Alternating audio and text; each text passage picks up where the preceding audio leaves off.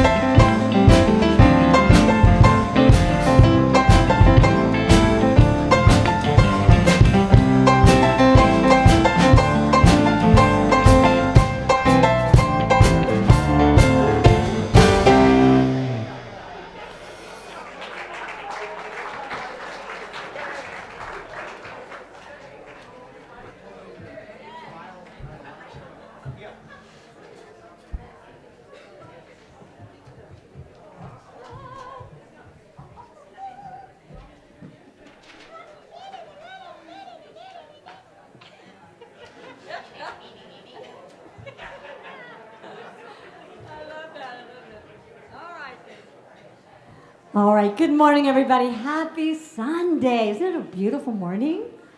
It's a beautiful morning. Oh, we should do that song.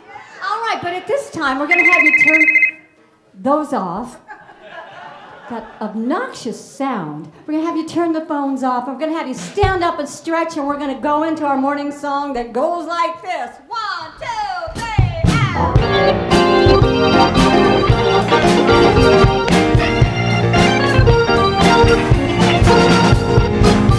Everybody get on your feet, see the light, everybody sings, everybody get on your feet, see the light, everybody sings, let us be divided,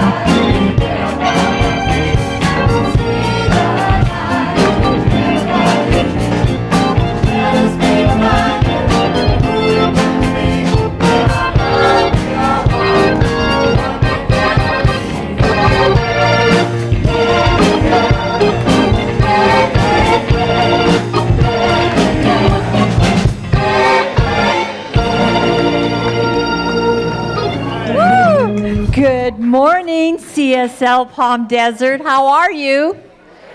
It is fabulous out, right? It's so gorgeous. All right, so let's see what's going on. So don't forget, February 5th starts Holly's decluttering class. So we've got to get rid of all that stuff that's cluttering our physical world too. That's part of it, and she's a coach on that, and so she's fabulous. So she'll be doing that. Make sure you sign up for that. Dale's class, Power of Your Word, which is a really great class about how powerful your words are. The words you speak are the law. So please sign up for that class. There's sign-ups on the patio. We still need volunteers for our tour to Palm Springs, so there's also sign-ups for that, and Mimi's leading that. And it's always they always have a lot of fun in that. And Child Help wanted to thank everyone, our center especially. We have so many people here that go and donate. Those were the gifts some of the gifts from our center, and those children's lives are impacted by you showing up and participating in that, and they wanted to thank you. We have a visioning workshop this afternoon at 12:30. So part of our Stepping It Up in 2019. So this is something we are offering you. And I want you to notice that we do still have the sign-up sheets for the financial commitment on the chairs. We're not trying to do overkill. We just don't know if people who haven't been here, we want to make sure that they get one. And if you haven't filled it out, please fill it out. And there's a little box out there that you can put your commitment forms on. And so we still need a coordinator for our junior church. We have a couple of people that have volunteered for like 2 days a month, so we still need 2 Sundays in a month to be filled out. Otherwise, we're just going to go to daycare. So please, if you're interested and if you have any questions, you can talk to me. And we want to thank Carol Davis. This will be her last Sunday. She's been the youth director for 3 years, and she's done a fabulous job. So let's just acknowledge that. All right, that's it. Yeah, Did you want to talk about the other one? Yeah. Am I on? I mean, I know I'm on, but am I on? You're on. I'm always on. Before we get started, there is a retreat that's coming up in the end of March. It's called the Circle of Love Rendezvous with Love. Excuse me, Circle of Love Gathering Rendezvous with Love. Remember Amy Steinberg, the woman that sang a couple weeks ago that rapped at the very end? Remember her? Well, anyway, she's one of the vocal singers. Gary Floyd's going to be one of the musicians there. And then David Leonard, Dr. David Leonard from the Atlanta church, he's going to be here there as well. And he's kind of known as Dr. Sufi. So if you want one of those feel-good retreats, we have information and a flyer that we would love to have you take and join them, because it's going to be a great weekend. Mark Agamundo is going to be there, but there's a flyer out in the lobby. Please take a look at that if that's something that might interest you. It's going to be held at the Retreat Center Way in Lucerne, like right up near here. So it's really close. It's the first time we've ever had something really close. So yeah, it's in Southern California. So yeah, we'll get you the more information you want. We'll get it for you. All right. So now let's welcome our guest artist, Jerry Lynn. Why don't you just tell them who she is, because her resume is really big. This young lady, Janice Liebhart, this picture is her in her father's fireman's helmet from 1948, is it? Wow. We used to be on the bandstand together with the Righteous Brothers. In the 80s. Oh my God. So, and then she left us and went with Michael Bolton for 19 years. Then the Moody Blues. Yeah, Charlie Rich Engelbert. Just to name a few. She also recorded with Ringo Starr and Neil Young. Now that does not suck. All right, put your hands together for Janice Liebhart, please.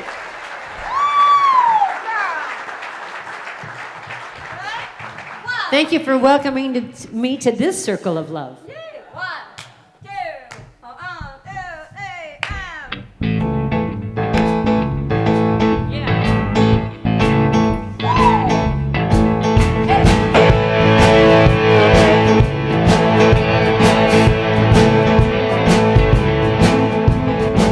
Don't have to humble yourself to me. I ain't no judge or your king. Baby, you know, I ain't no Queen of Sheba.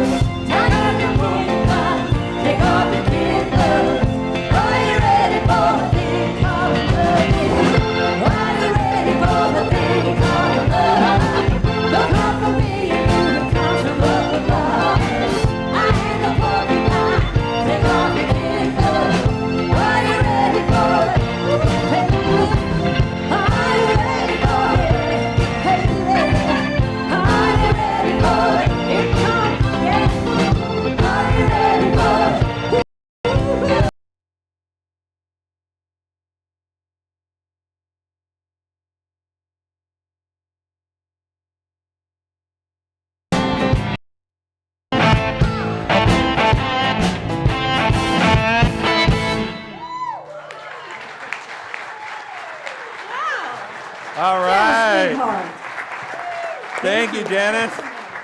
Thank you. Let's hear it for this band. They did a great, and the singers, they did a great job today, as always. So every week we start out with our mission statement to remind ourselves why we're here as a center doing what we're doing. So please join me together. We are a dynamic, open, and positive faith community that accepts all religions.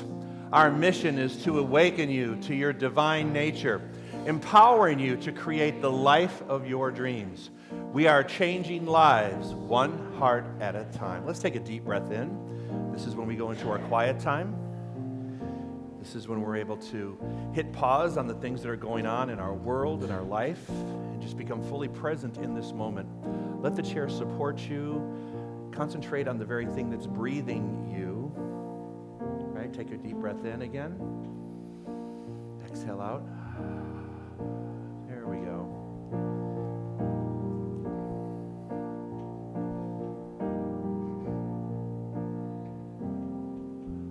All to Spirit I surrender. All to Thee I freely give. I will always love and trust You, and in Your presence daily live. All to Spirit I surrender. All that's good is wholly mine. In Your presence, in this oneness, through You I am power divine, and I surrender all. I surrender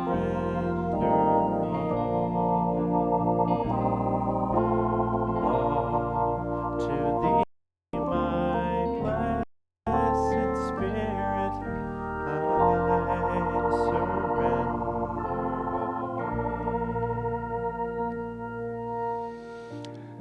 I surrender and recognize the infinite presence of God is right here.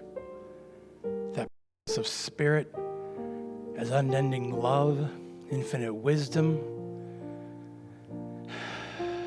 just the divinity of it is right where I am. In the one life, the life that is God, the life that is my life. And I know for myself, I claim and know that during this service and in this time that Janice and Jerry Lynn and the music of our band uplifts my soul. That the message from Dr. Joe informs me and inspires me and deepens me to another better understanding of the one life, the life that is God, and how I can use that and use it to create the life of my dreams. I feel the truth of that flowing in me. I feel the peace of that flowing in me. I know I end this service more connected ever than ever before of the presence of God that is within me as it uplifts my relationships, grows my finances, brings deeper love to all my relationships, and better health in my body. This and so much more is the truth of what I experience in this service now. For this truth, I give grateful thanks, letting this be so for and about my life in this time. Thank you, thank you. I let this be so, and so it is. Amen. And I surrender all. I surrender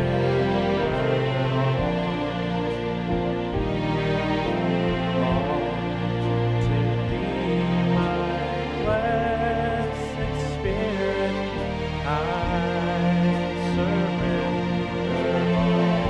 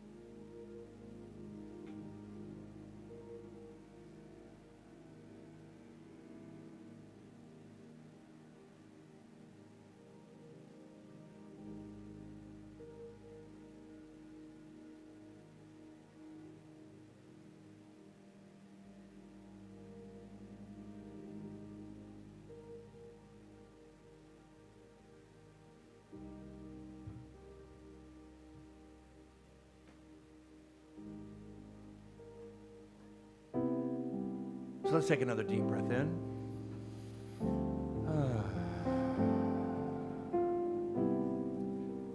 And this is the time when we as a congregation get to sing a prayer for ourselves and for the world. But first and foremost, it's for us first. Most of you know this song. It's the peace song. And traditionally, it's normally sung at the end of a service. But I choose to put it here after meditation as we come out of our quiet time so that we really deepen our conversation with ourselves and our commitment to the words that we're about to sing.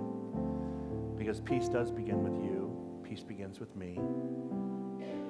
I can't rely on someone else to bring peace into my world. I have to do that within my own mind. So as we sing the lyrics today, and why don't we do it slowly so that we're mindful of the words, just think about to yourself, how am I going to bring peace into my world this week? So let's take another deep breath in.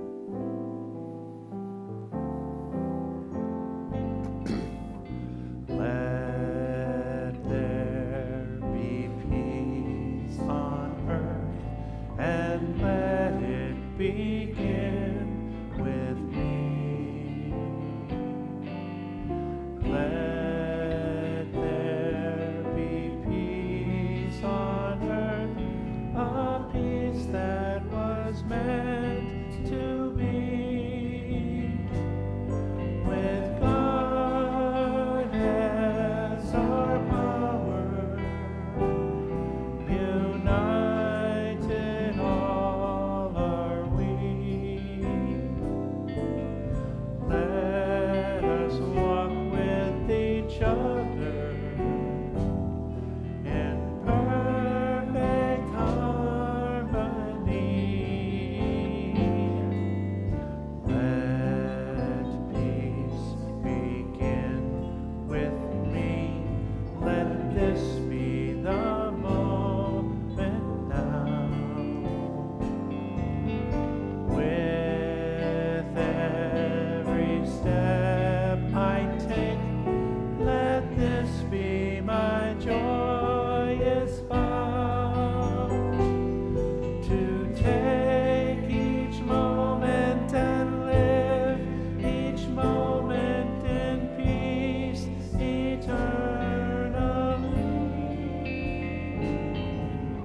Let there be peace on earth, and let it begin with me.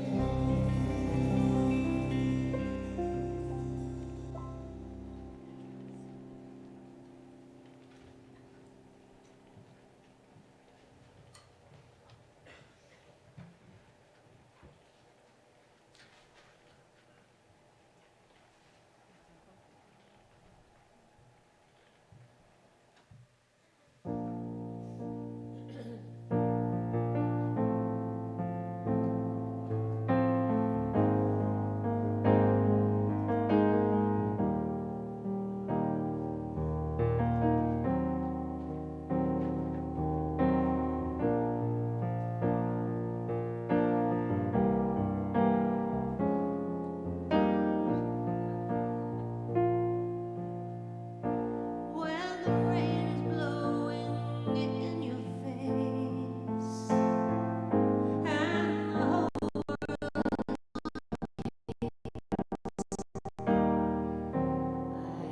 can offer you a warm embrace to make you feel my love. And when the evening shadows and the stars appear, and there is no one else to dry your tears, I could hold you for 1,000,000 years to make you feel my love.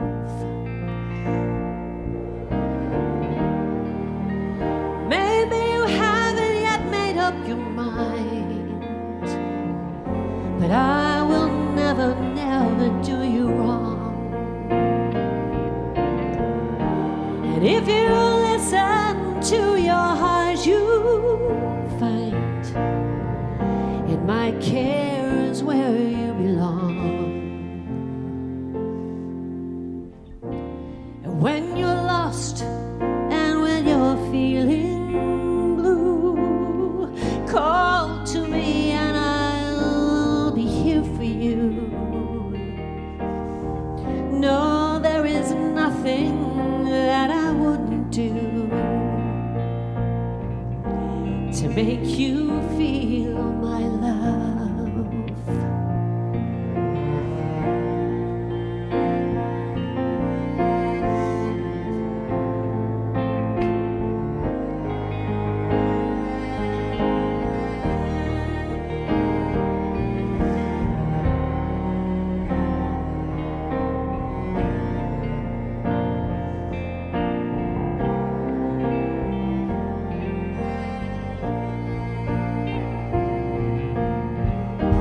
Storms are raging on a rolling sea, and on the highway of regret, the winds of change are blowing wild and free.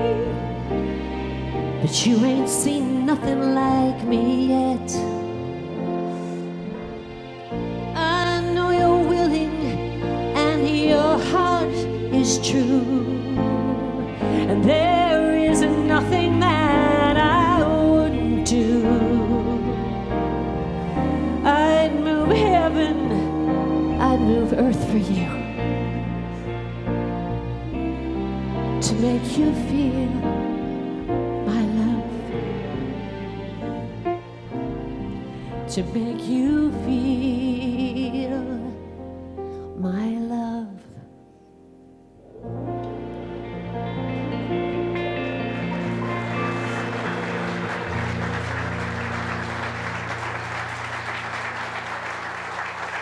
Thank you.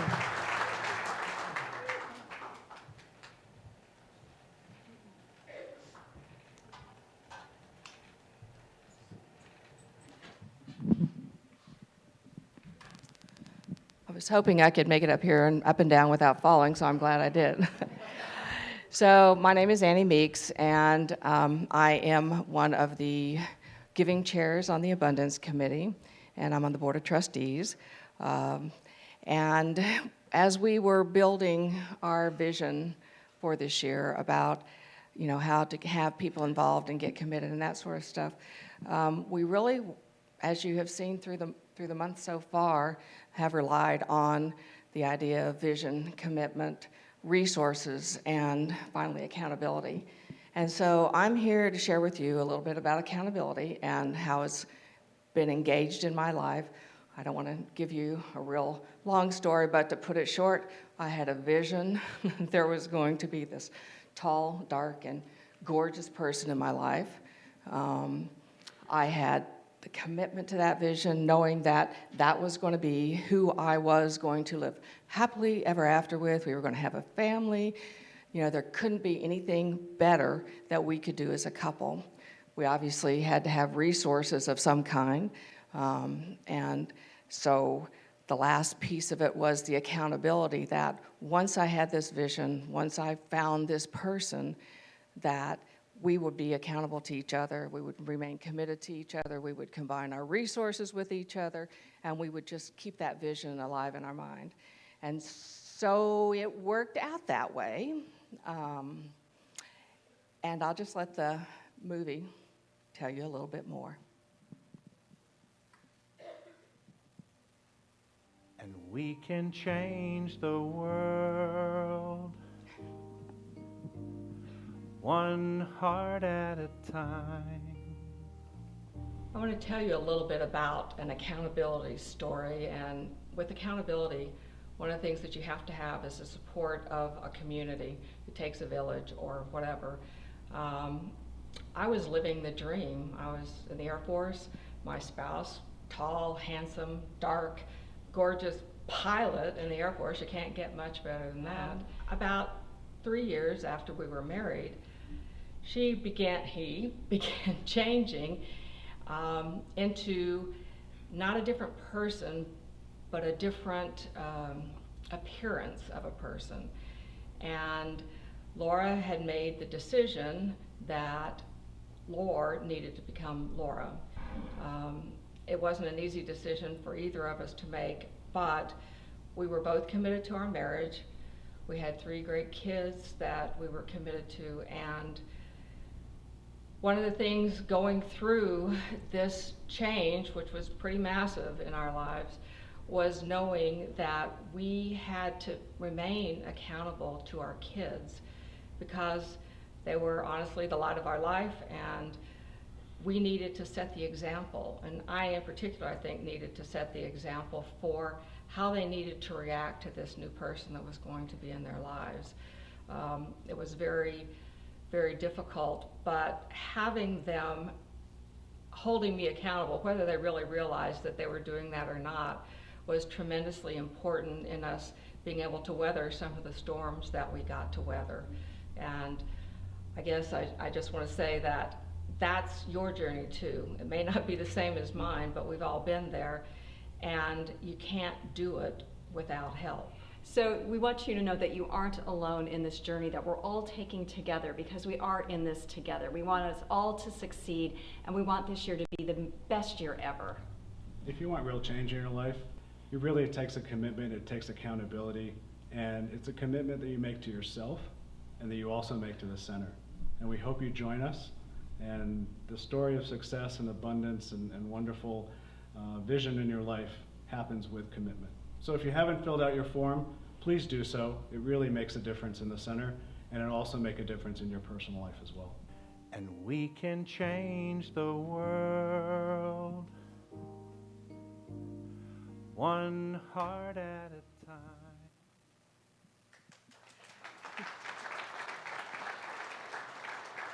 So I wasn't a member of the Centers for Spiritual Living at that time. I was a strong Catholic, and our journey through this made some changes in how we were viewed and accepted.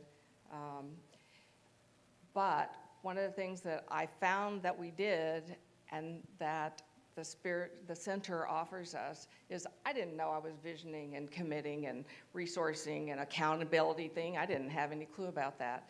But that's why the center is here, to help us realize the steps that we need to take to move forward into our lives and to be the people that we need to be.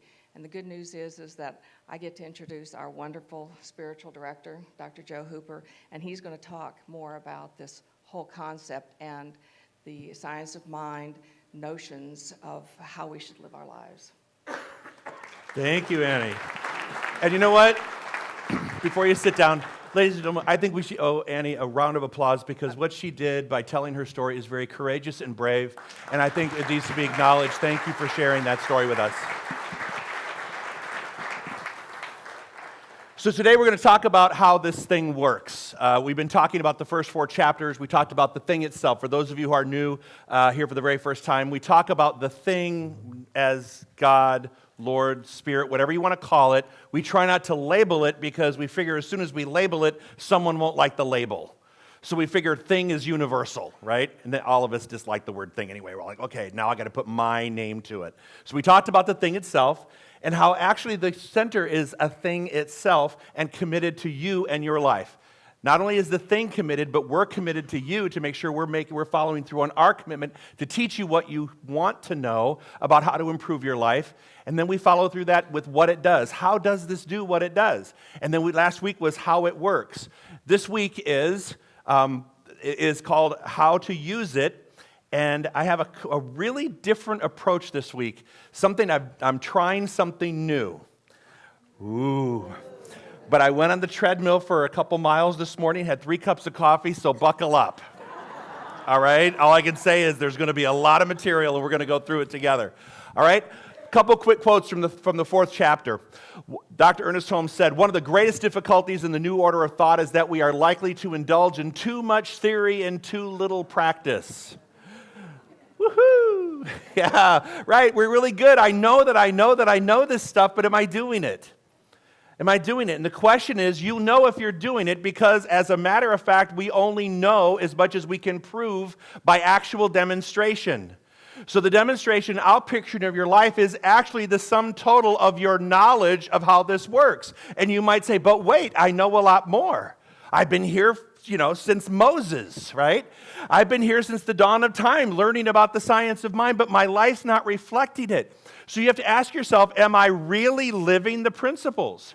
Am I actually taking this knowledge and putting it to work, or does it make me feel good on Sundays until about 3 o'clock in the afternoon, Sunday afternoon, and then my reality sets in as soon as I turn on the TV and watch the news? Anyone? Yeah, so it's like a limited little injection of spirituality that we get. So are you actually practicing the principles on a daily basis? Next thing.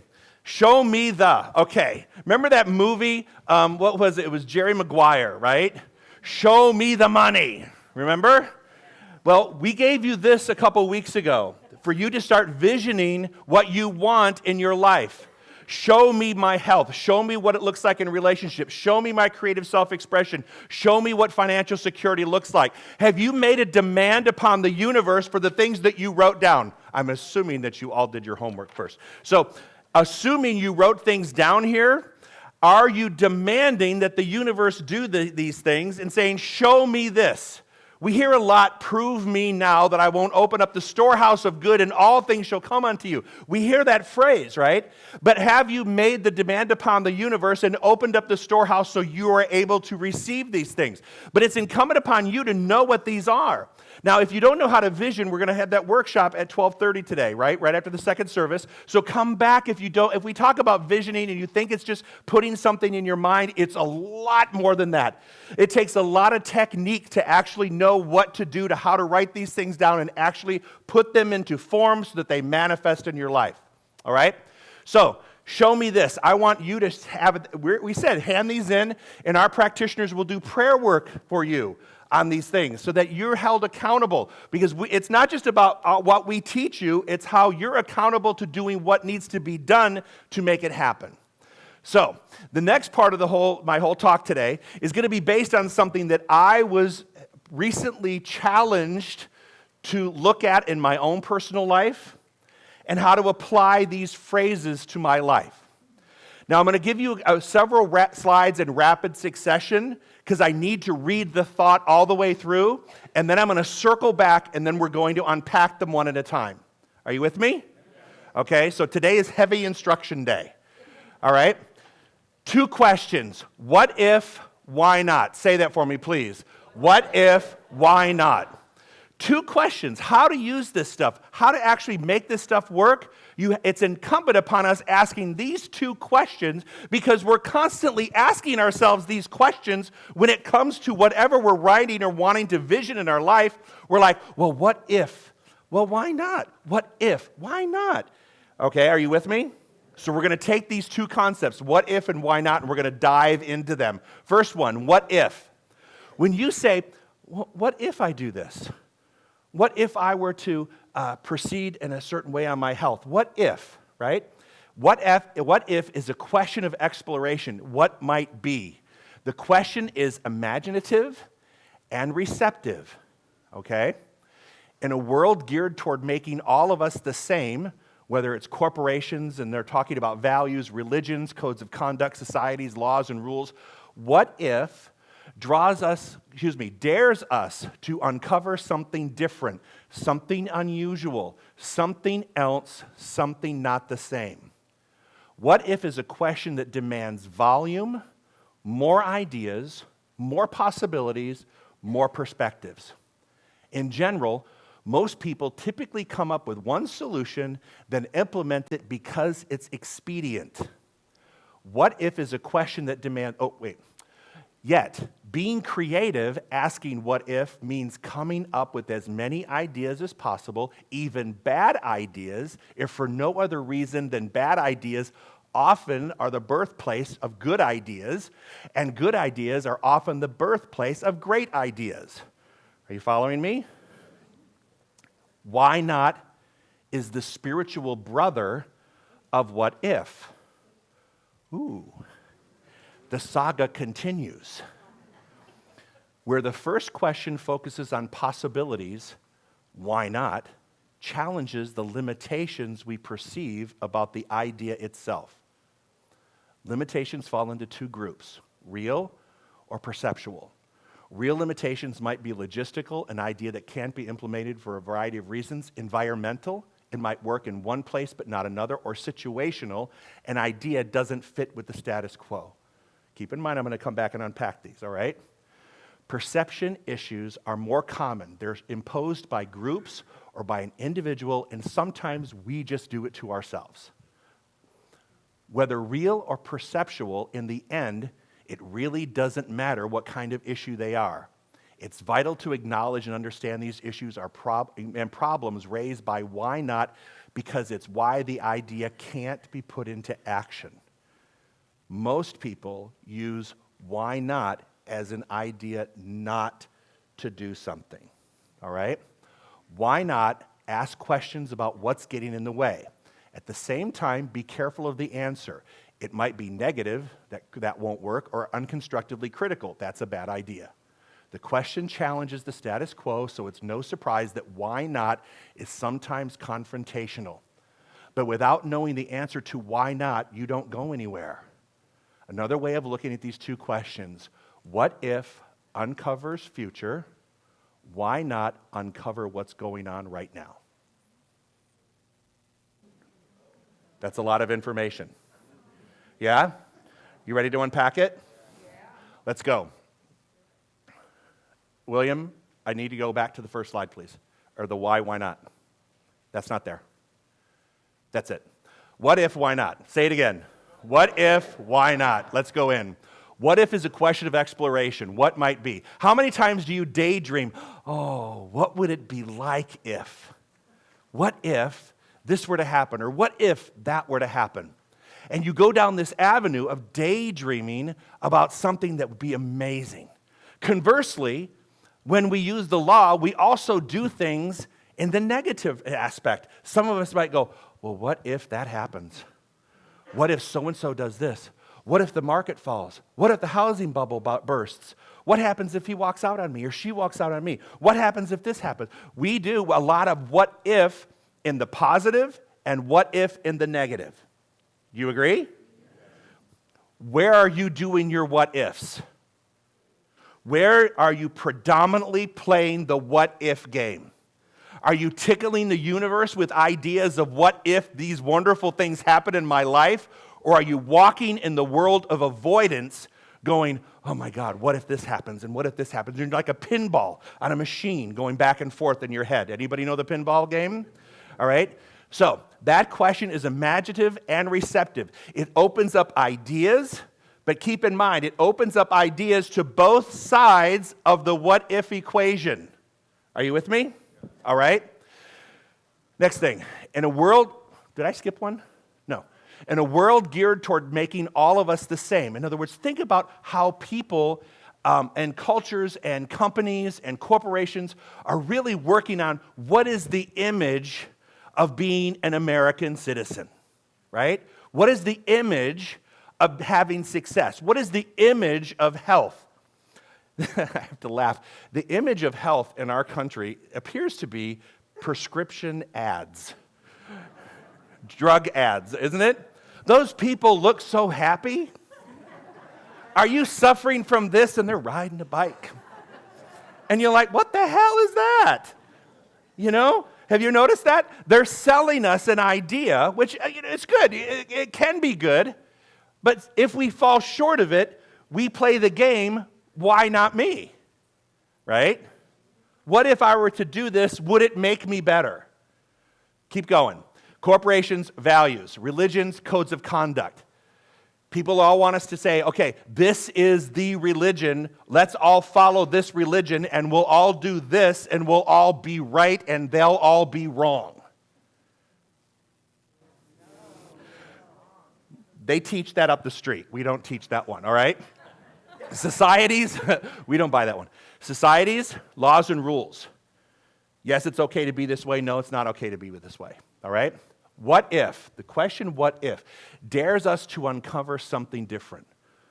What if those rules weren't in place?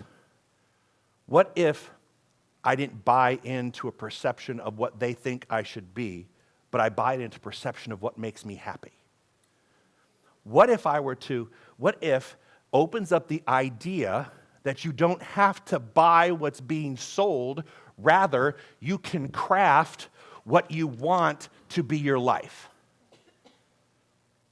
Because a lot of times we're being sold a lot of different things that really we wouldn't buy them if we were in our right mind, but we get panicked because we think we want to have that thing in our life, and in order to get that thing, I have to do what they tell me to do, and it's not real genuine or authentic from yourself. Are you following me? All right? What if dares us to uncover that something different, something unusual, something else, something not the same? Does anybody, if you did your homework and you came back with the status quo on your vision sheet, then there's no need for you to vision. You're already there. Are you with me? But if you have something on your vision sheet that is a sign of expansion, then now you know that you want something to be different. There's a divine urge in you wanting something to be different, and by you putting pen to paper, writing the ideas down, you're starting to tickle the universe and saying, I'm open and receptive to that. Are you good?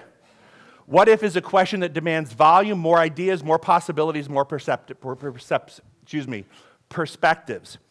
So, what if?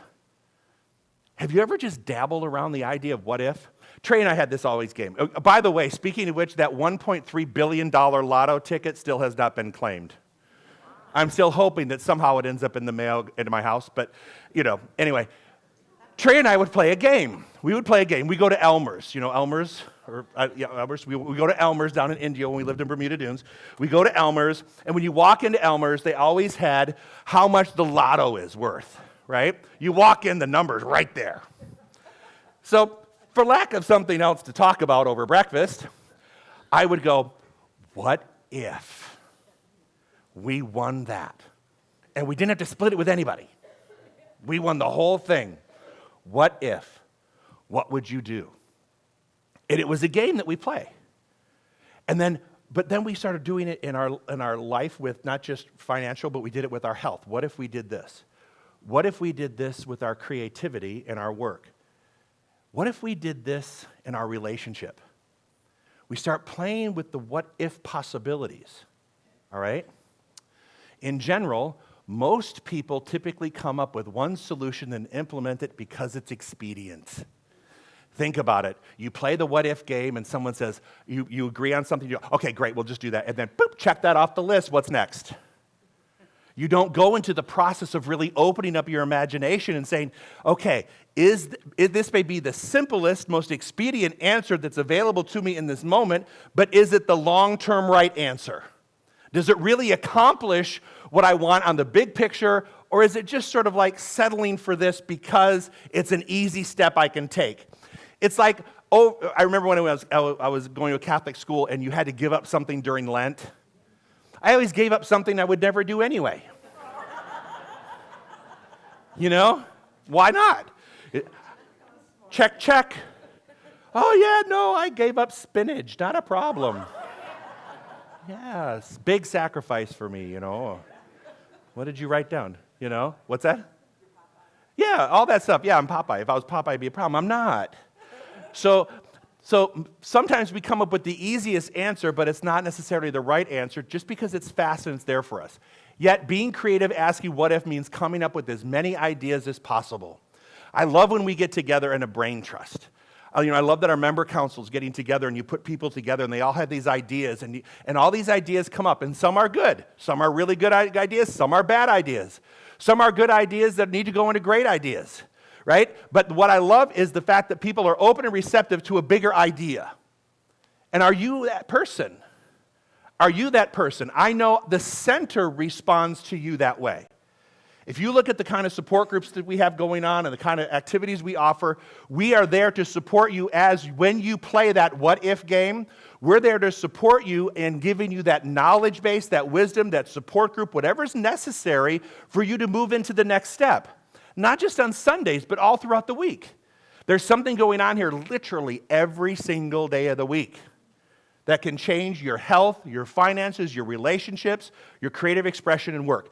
Something happens every single day here that can do that. So our commitment to that is to give you the ability to find these places where you can sift through those ideas that are good, those ideas that are not so good, but the ones that can lead to being great. Are you with me? Why not is the spiritual brother of what if? Say that. Why not is the spiritual brother of what if? Where the first question focuses on possibilities, why not challenges the limitations we perceive about the idea itself? Think about it. Why not? Why not do this? Well, and then in your mind, the second I say why not, what is the first thing that usually comes up in your mind? A list of reasons why you can't or won't. Not necessarily that you can't, but that you won't. Okay? Instead of using why not as, well, why not? Why not trust the storehouse of good? Why not trust the universe to bring me my good? Why not? Because the negativity that we've experienced over our lifetime really makes us second guess whether God's going to show up. Anybody? If you've had a second guess where God is, say amen. Amen. Really? Amen. Amen. Thank you. Come on. I know everybody's second guesses go, God, where are you in this mess? Right? All right? So why not challenges the limitations we perceive about ourselves in the good and in the negative? We get to decide how we're going to play the why not game. All right? Limitations fall into two different groups, real or perceptual. Real limitations might be logistical. Sometimes, just logistically, I can't get from point A to point B. I remember when I was a kid, we had a sailboat, right? And we were on a lake. And my mom would go, okay, I want to go home. Take me home. And she expecting me to turn the boat in the direction of home when the wind wasn't going to carry me there. I had to tack my way across the lake several times to get her home. Are you with me? So sometimes logistically, we're making a demand upon the universe, but we have to understand you may have to do some work to get there. Are you willing to do the work to get there? Because if not, that place can't happen for you because you're not willing to do what it takes to get to that place. I was told not to do that anymore. Okay. Criticisms. Real limitations. Okay.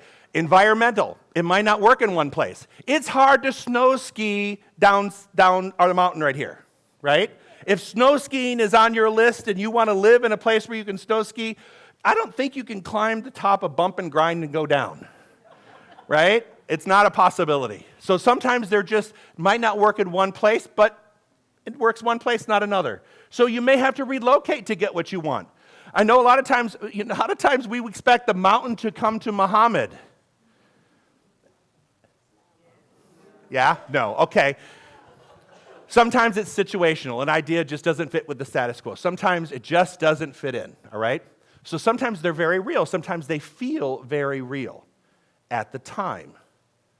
But how many times have you thought something impossible to do ended up being done? And you went, oh my God, I never thought that would happen. Because there were 1,000 reasons why you talked yourself down out of it. But then when it actually happened, you went, oh my God, it really did happen. Those things somehow, remember, divine providence begins to move and things begin to happen that you would never otherwise expect in common hours. Remember that?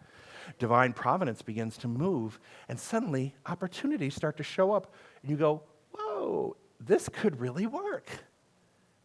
This could really happen for me. All right? Perception issues are more common. They're imposed by groups and individuals and sometimes by ourselves. My perception of my abilities is never what other people perceive it to be. I don't know about you, but I have self-talk that sometimes doesn't align itself with how people perceive me, right? Because my voice goes, you can't do this, right? You can't do this. In fact, I've convinced myself that I can't do so many things that now I don't even try to do some of them. Like put things together. Or like Terry, do a puzzle. Please, I would rather get a tonsillectomy than try to do a puzzle. It's just not on my list of things that would make me calm. It would take 2 Xanax and a margarita to get through a puzzle. And by that, face down, I'm sleeping through it anyway, so what difference does it make? So there are certain things I've totally talked myself out of doing because I've believed it long enough to believe that I don't have it within me to do it. Anybody have those? Yes. Yeah. They're dangerous things to have because it limits our ability to really achieve the best of the best because we're too stuck on the other stuff. All right?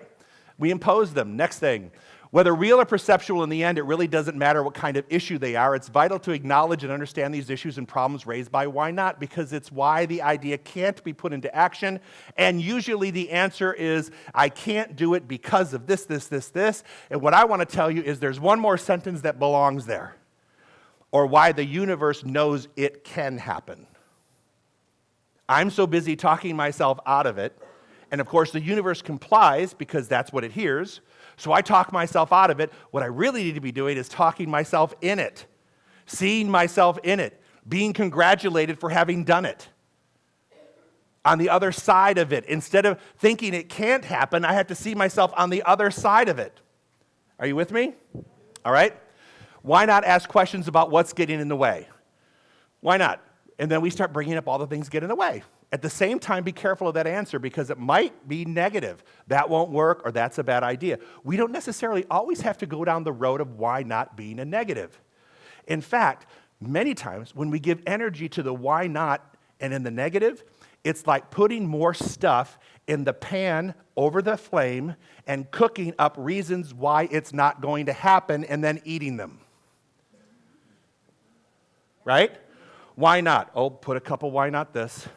Well, I know why, because we can't do this because of this. Put a cup of that in, put a cup of doubt, put a cup of fear, put a little anxiety in there, sprinkle it with, oh, that's never going to happen, and then eat it up.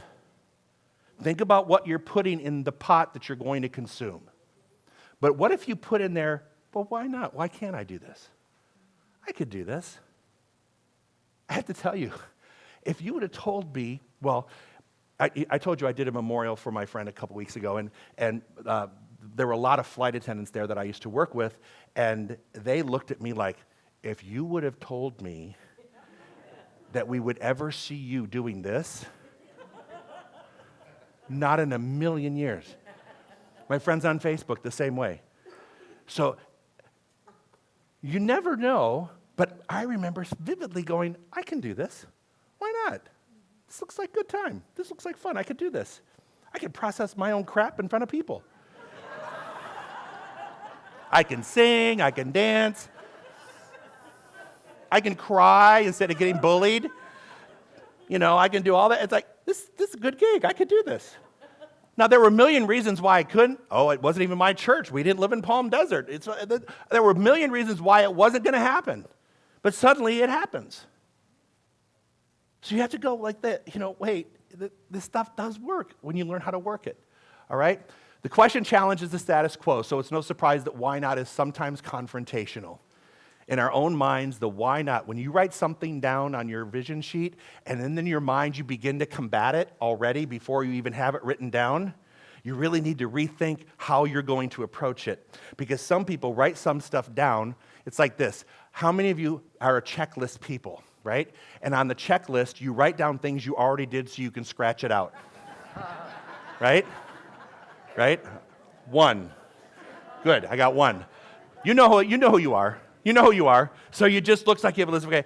Now, the same thing happens, though, if you're scratching out because of doubt. If you write down this and you're thinking that you can't do it, you might as well scratch it out because that's not going to happen.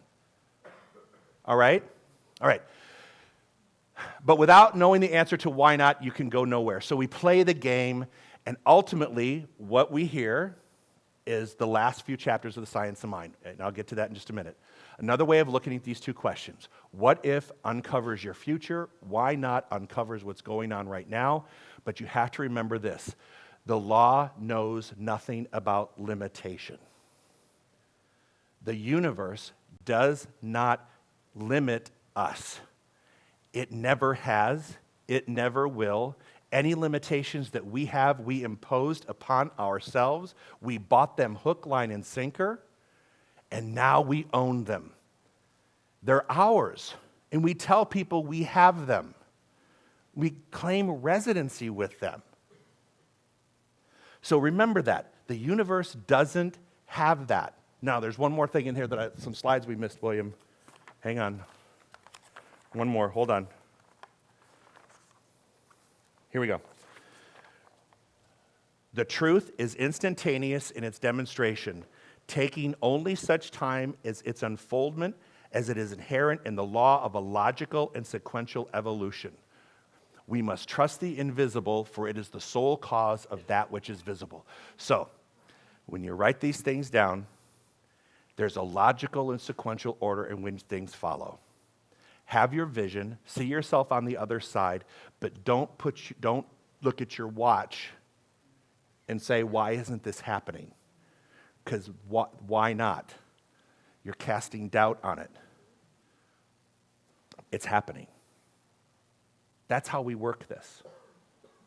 Are you with me? Now the last slide. Page 60, the grand finale. I love this paragraph in our book. A new light is coming into the world. End of chapter 4. We are on the borderland of a new experience. The veil between spirit and matter is very thin. The invisible passes into visibility through our faith in it. A new science, a new religion, and a new philosophy are rapidly being developed. 1927. Rapidly? We're coming up on 100 years, right? It's rapidly being developed, all right? This is in line with the evolution of the great presence, capital P, and nothing can hinder its progress. It is useless as well as foolish to make any attempts to cover this principle or to hold it as a vested right of any religion, sect, or order. It's useless for others to say, we have a patent on this. It's not ours. We use it, we share it, but unlike some religions that say, this is we are the way, follow us and you shall have peace forever, we say, we give you the roadmap, but you have to take the drive. All right? Keep saying it. The truth will out. The Spirit will make itself known. Happy are we if we see these things from which the foundation of the human race have been longed for by all aspiring souls. True thought deals directly with first cause, and this science is the study of first cause spirit or the truth, that invisible essence, that ultimate stuff and intelligence from which everything comes, the power back of creation, the very thing itself. That's how he ends chapter 4. So you have to ask yourself, when it talks about accountability, am I accountable for my thoughts? Am I accountable for my why nots and my what ifs? Am I spending more time on looking at what I can do versus what needs to be done for me? Think about that. Think about your commitment to this. Think about your commitment to the center. And I'll come right out and say it. I want you to think about how you want this center to be. You know, when you want us here, you want us here. But when you're not here, you may not care so much because you'll care about it when you come back. But you want, when you come back, to have everything working in a perfect order. You want Joe to be there, and the band to be there, and the lights to work, and the ceiling fans, and William to figure out how to do whatever it is on the AV equipment. You want all this stuff to be there for us. So perhaps, just maybe, you have to recognize how the center is committed to you, and gratitude say, and now I'm committed to the center. So that's what this is about now today. This is why that's on your seat. That's why we're teaching the visioning. We know where we want to cast the vision of our center, but it takes 52 weeks a year and everyone's support to do that. Not just when you drop in, not just when you've come in and fix yourself and then leave, but when you come in and stay, right? Or even when you're gone, to help other people come in and get fixed in your absence. So it's about the collective community on how we do this together. Because once we know how to do this, there isn't anything we can't do. And once we teach you how to do it, and you do it by demonstration, watch out, because your whole life's going to reflect it. And so end your lesson. Thank you, everybody.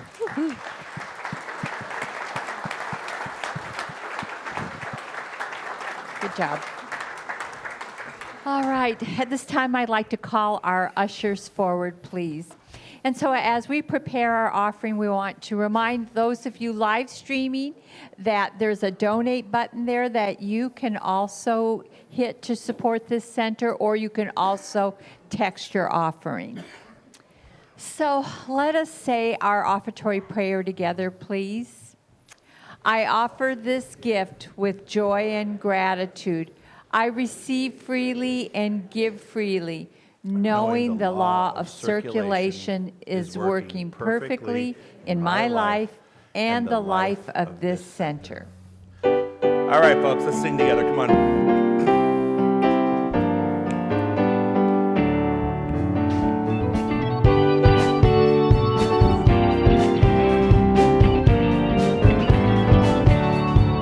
Here we go. Every day I wake up and I say, today I love my life. And every day I wake up and I say, today I love my life. One more time all the way through. And every day I wake up and I say, today I love my life. And every day I wake up and I say, today I love my life. It's up to me to be thankful. It's up to me to be kind. It's up to me to be grateful. It's up to me. It's up to everybody on your feet. Come on, join me. Come on. Every day I wake up and I say, today I love my life. And every day I wake up and I say, today I love my life. Last time through. And every day I wake up and I say, today I love my life. And every day I wake up and I say, today I love my life. All right. No wonder your husband wanted to be up here. All right. So, Wong, tell them your name and tell us how long you've been coming here. My name is Wong Win, and we've been here for 3 years. All right. And he's married to one of our co-chairs. Look at him beaming over there. So proud. All right. So let's bless our offering together, please. We bless this collective offering and receive it with gratitude, knowing it is spirit in action. As this currency flows through our center and beyond, it blesses many lives, including my own. Please give it to Annie, co-chair. Thank you. All right. So at this time, I'd like to welcome our visitors. Anyone who is here for the first time, please stand. We'd love to give you a gift and welcome you. All right. Welcome. Welcome. So what we've given you is a CD container with information about our center. But if you stop at the foyer table out there, we'll give you a CD of a couple of Dr. Joe's talks, and we welcome you. If you're visiting the Valley, enjoy yourself here. And if you're from the Valley, we'd love for you to come back and make this your spiritual home. And at this time, I'd like all our practitioners to stand up, please, and ministers. And this is your part of your prayer team. And these practitioners will be over in the Om room. So especially those of you who are here for the first time, it's the building next door. And if you're going through anything, they will pray with you. You can set your vision or, whatever you're going through. We have miracles happen here all the time. So please make avail of that. That's a great thing that we offer. So don't forget everything that's going on this week. I want to remind my book study is finished. We'll be coming back in a couple weeks. Don't forget the visioning this afternoon after the second service at 12:30. It'll be powerful, and then that's a part of you being accountable.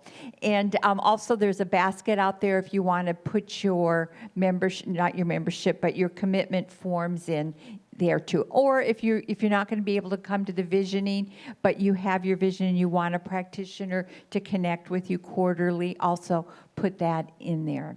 And I think that's it. So let's just do a little closing prayer. So why not? Why not? What if our life could be different? And we know it can be. We set that intention. We see that vision. We don't allow ourselves to talk ourselves out of it because we know that the words we speak are the law. So the words that come out of our mouths, the thoughts that we have are those that are life affirming and uplifting. And so we know that Spirit always says yes, and we are so grateful. We are so grateful for the place that we are right now in our life because it will take us to the next level. So we open our hearts and our minds to this way of being. We live each moment from that place of knowing that Spirit is always with us, that the universe is always guiding us. So I say thank you. I let go and I let God. And together we say, and so it is. Amen. Also, I want to remind you on Tuesdays and Thursdays at 9:30, if you come into the sanctuary, we do our live Facebook. So if you have any questions that you'd like to ask Dale on Tuesday or myself on Thursday, come on in. We'd love to have you here and take your questions. Anyway, have a great week, everyone. Thank you.